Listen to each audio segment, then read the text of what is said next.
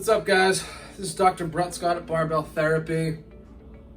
Common question I get all the time is, hey, I've been having this pain. It's not that bad, but I'm concerned I'm making things worse.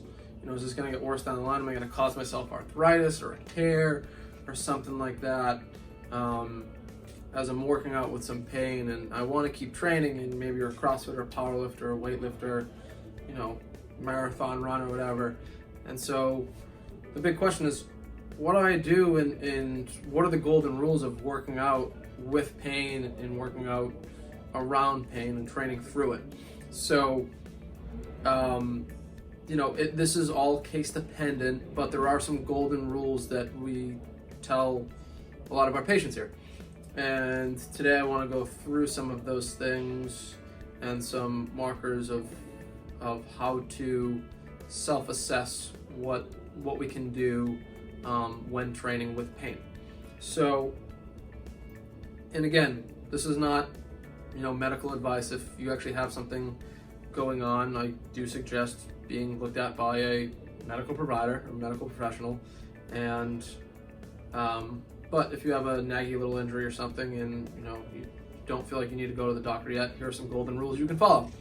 So the number one rule is the red light, green light, yellow light rule. So this is our big thing we teach and educate our patients on here, and something everyone can basically do on their own as well.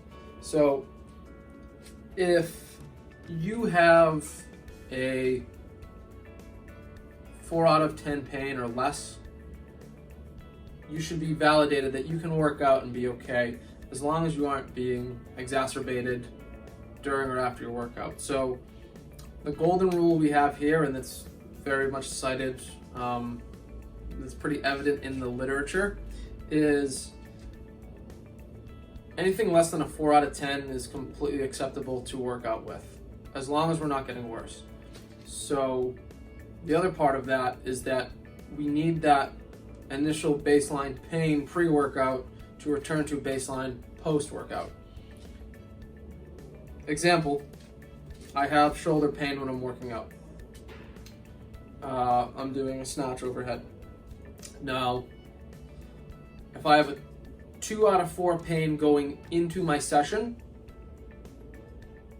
I can do that workout, and if my pain is staying at a 2 out of 4, so we're in the green light area, we can continue on with that pain and be okay. Keep that load of that workout the same. We still have pain. We don't really want to progress. We can progress a little bit with some volume, maybe intensity, depending on what that injury responds to. Now, that pain can go up to a 4. So if I started at 2 and my pain goes to a 3 or 4 out of 10, that's when I'm kind of at that yellow light sign. So now I've maybe added too much volume or too much intensity, and I want to slow down and stop there. And I can continue on still, but I want to be cautious and really monitor my symptoms here. Now, if I'm doing something and my pain goes to, a self-rated 5 out of 10 or more, we should stop doing that exercise and not really continue.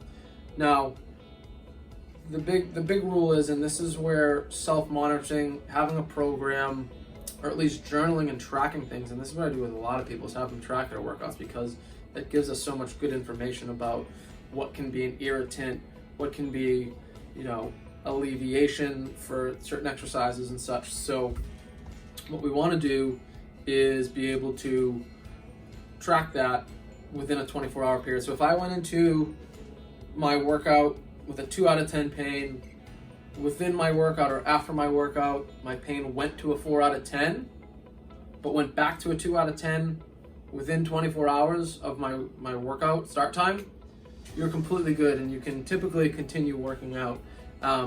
We don't want to do much more than that, because we're at that kind of yellow light, red light sign, where we don't want to do any more than that, because that's pretty much the end of tissue tolerance and our work capacity for the time being, until we build some stuff up a little bit more. So that's kind of the golden rule we have.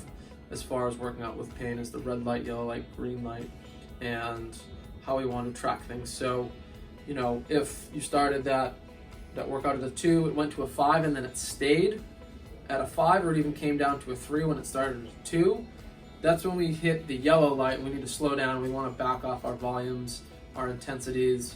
Again, depending on if this is a injury related to volume or an injury or pain related to intensity. And mess with those variables so that we're not further exacerbating the issue.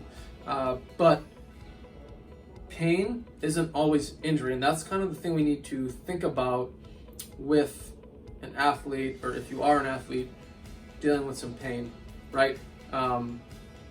You know, we can have a bruise and not even know it's there, but we can also have, you know, something that's completely healed that we still feel pain from years later, right? If you break your neck or something, you know, those bones might have healed, but we still have pain for a long time sometimes from different things that have, you know, caused the body to go into a compensation. So just because the injury is healed doesn't mean we can't feel pain. The thing is, sometimes we need to poke the bear a little bit and actually work through that pain to get to the point that we're not sensitive and our body doesn't perceive threat anymore. But again, that's poking at it, not pushing too hard, and just working through pain. It's being more intelligent about our approach, monitoring our symptoms, seeing changes, seeing what loads, intensities, and everything else can do to give us some more insight and let us really get into, you know, fine-tuning what's happening. But also this validates us that we can still train, we can still work out. You know, my view is that rehab is really just training with pain and doing it intelligently and just monitoring things really well and picking the right exercises for that person. So that's kind of the biggest rule we have about working out with pain. So if you guys have any more questions, feel free to reach out at barbelltherapyperformance.com. Check out our Instagram, barbell.therapy, or shoot me an email at brett@barbelltherapyperformance.com. Hope this video helped. Thanks for watching.